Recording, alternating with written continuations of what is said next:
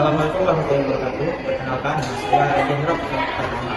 SNM 2321 Sinopsis dari Siti Nurbaya. Ibunya meninggal saat Siti Nurbaya masih anak-anak, maka bisa dikatakan itulah titik awal penderitaan hidupnya. Sejak saat itu, hingga dewasa dan mengerti cinta yang hanya hidup bersama Baginda Sulaiman, ayah yang sangat disayanginya. Ayahnya adalah seorang pedagang yang berkemuka di kota Padang. Sebagai sebagian modal usahanya merupakan uang pinjaman dari rentenir bernama Datuk Marigi. Pada mula usaha perdagangan Baginda Sulaiman mendapat kebaikan besar. Hal itu tidak diketahui oleh rentenir seperti Datuk Marigi. Maka untuk melampiaskan keserakahannya, Datuk Marigi menyuruh kapitalan yang menyetor semua kios dari Baginda Sulaiman. Dengan demikian, hancurlah usaha Baginda Sulaiman.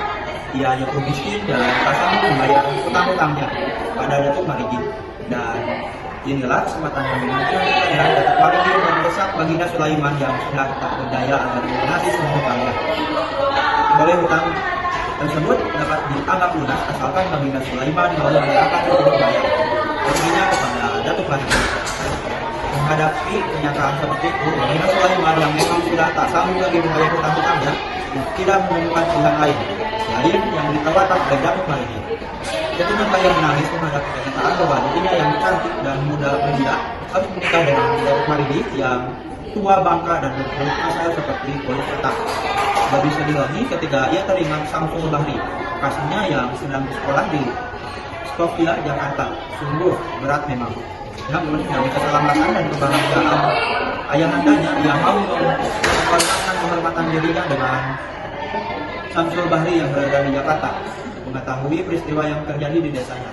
Terlebih karena Siti Nurbaya mengirimkan surat yang menceritakan tentang nasib yang dialami keluarganya. Pada suatu hari ketika Samsul Bahri dalam liburan kembali ke Padang, ia dapat bertemu empat mata dengan Siti Nurbaya yang telah resmi menjadi istri Datuk Marigi.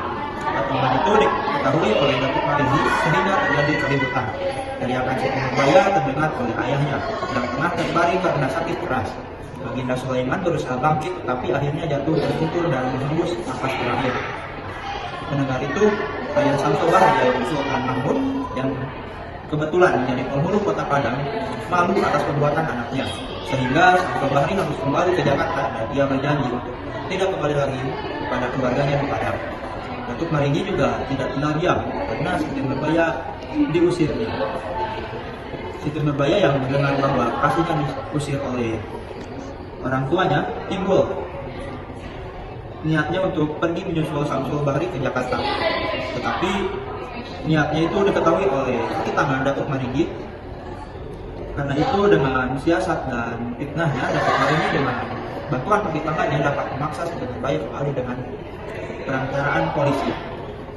Tak lama kemudian Siti Nurbaya meninggal dunia karena memakan lemang beracun yang disengaja dibaca oleh kaki tangan Datuk Marigi.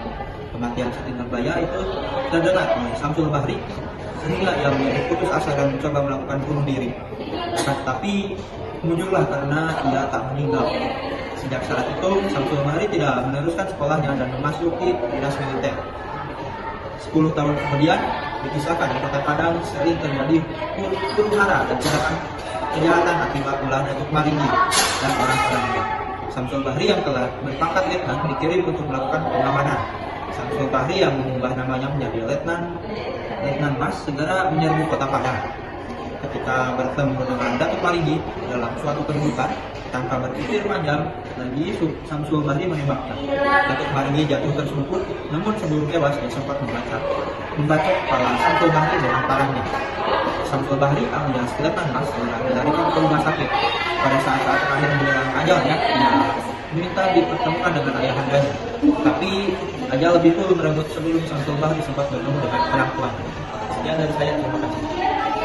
Saya Fitriani dengan NPM 232121152 yang menjelaskan struktur teks novel Siti Nurbaya dari mulai abstrak. Pada tahap abstrak hingga orientasi, novel menceritakan tentang tokoh hingga penokohan pada novel tersebut dan pengenalan tokoh. Selanjutnya ke orientasi. Pada tahap reorientasi, permasalahan sudah muncul dari mulai Sulaiman meminjam uang kepada Datuk Marigi.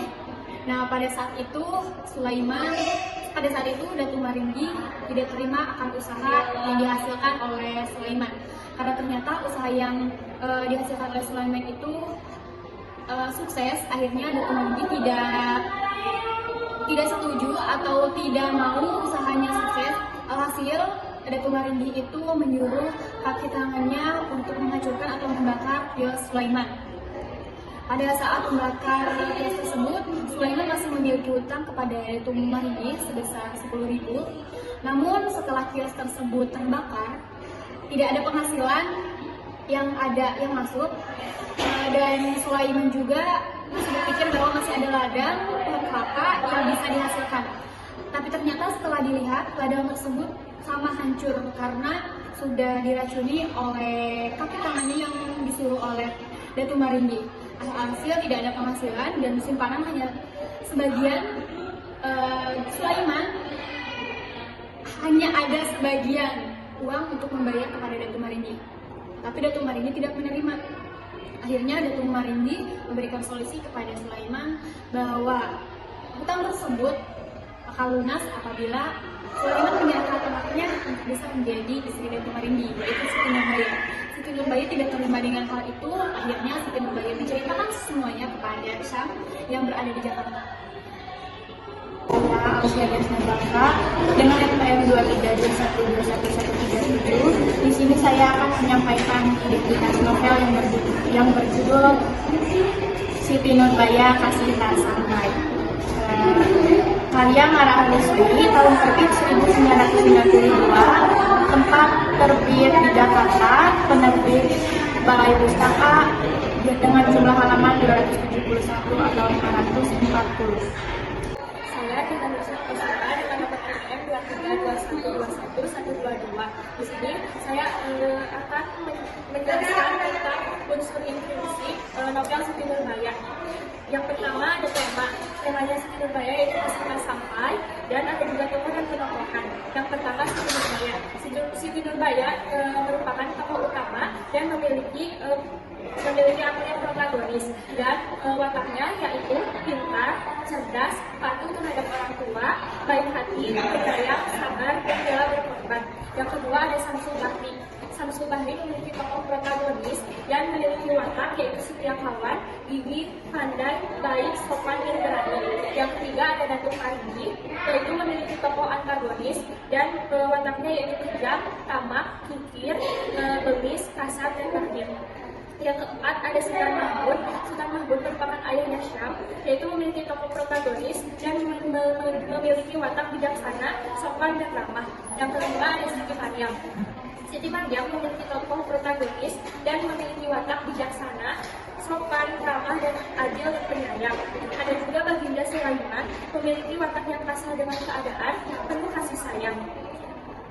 Yang ketujuh ada Jainul Arifin, memiliki tokoh protagonis dan wataknya yaitu jayul dan baik. Kenalkan, nama saya Salsabila Priyani dengan NPM 2321111116. Selanjutnya ada Bahtiar dengan tokoh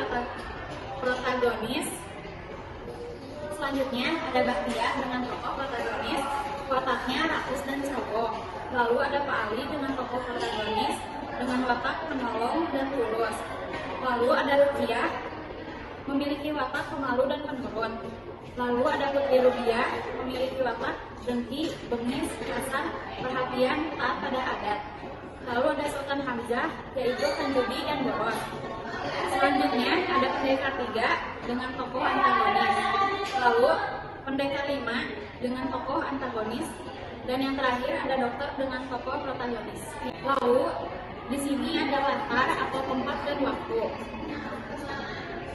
Ada di sekolah di Padang, Jakarta, kebun kelapa, di rumah Siti Nurbaya dan Datuk Maringgi, dan di kantor pos. Latar waktunya sekitar tahun 1920.